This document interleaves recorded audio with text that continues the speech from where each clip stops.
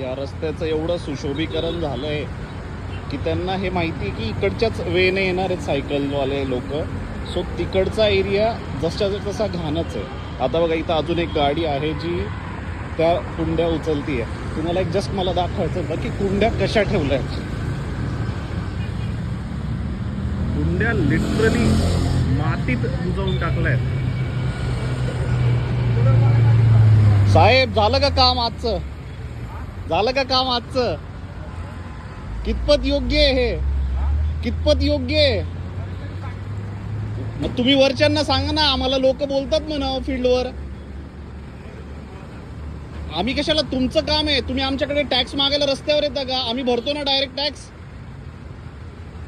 हे बघा इथं लिटरली तुम्ही मातीमध्ये बुजलाय कुंड्या.